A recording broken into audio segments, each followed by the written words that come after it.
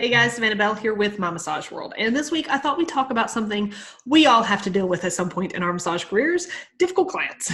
So let's look at the 3 stages the typical difficult client goes through. And if not handled at the first stage, it's only going to be progressively harder to curb that behavior in the next stages.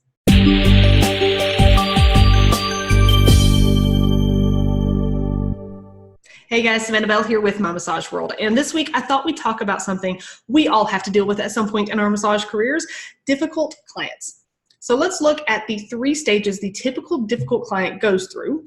And if not handled at the first stage, it's only going to be progressively harder to curb that behavior in the next stages. Stage 1, pushing boundaries.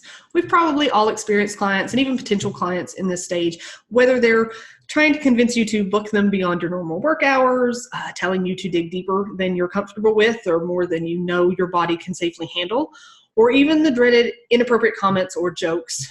These are just a few of the ways that clients may try to push your boundaries.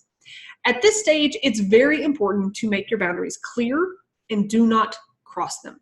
I'm not one to say that your boundaries can never sway. Okay, there's individual situations in which we sometimes should let our boundaries move a bit. But when someone is purposefully pushing a boundary of yours, you have every right to stick to your guns. And really, not only do you have the right, but in my opinion, you sincerely need to stick to your guns. Allowing clients or potential clients to push your boundaries and decide for you what you will and will not do is only asking for more trouble down the road.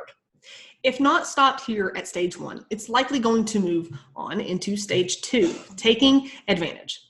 Since you've already let them get away with pushing you beyond what you were comfortable with, matters will probably only get worse. Whether that push was seemingly small and insignificant, like giving them an extra 10 minutes of work without charging, or something far more concerning like inappropriate topics of discussion.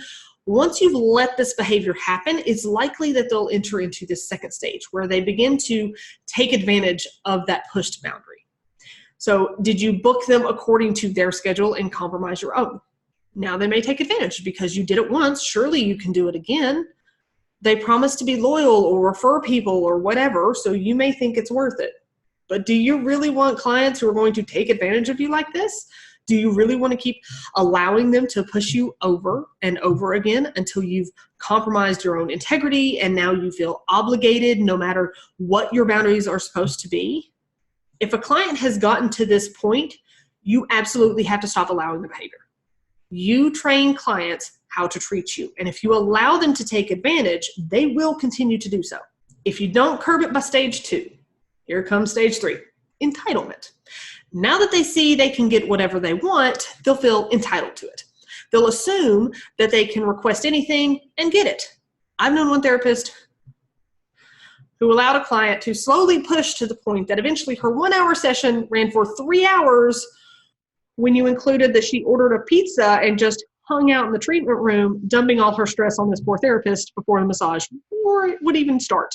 Okay, while the behavior should have been nipped much, much earlier, even if you let it get that bad, you can handle it, although it will take you being considerably more firm and probably cutting ties completely. People can start at any stage, but if a potential new client is already in stage 3, it's going to be pretty obvious. They're going to demand that you accommodate exactly, how they need you to. It will immediately feel like an assault on your boundaries. Those are usually easier to handle, actually. You can just say no, deal with whatever passive-aggressive insult they want to throw at you and move on. You're going to feel more defensive immediately. But the more subtle ones, who start at stage 1 and slowly work their way through, those are actually much more difficult to handle because they may not seem so obvious. You may not even realize your boundaries are really being pushed. You're just trying to be nice, right? This is why it's so important to set boundaries all by yourself early on so you don't feel so blindsided if someone makes a request that pushes you a bit. You've set that boundary and you've made a promise to yourself to keep it. So it's easier to say no to those minor requests that can eventually become much, much bigger, more damaging requests down the road. Then again, there are those clients you just don't like for some reason.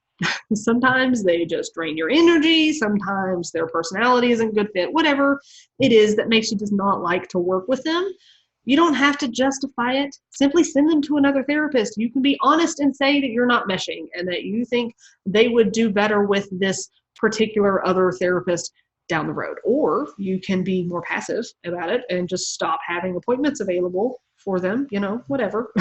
Whatever the case, you have to respect yourself and remember to build the clientele that you want, that makes you happy, that adds to the amazing business that you're building and doesn't detract from it.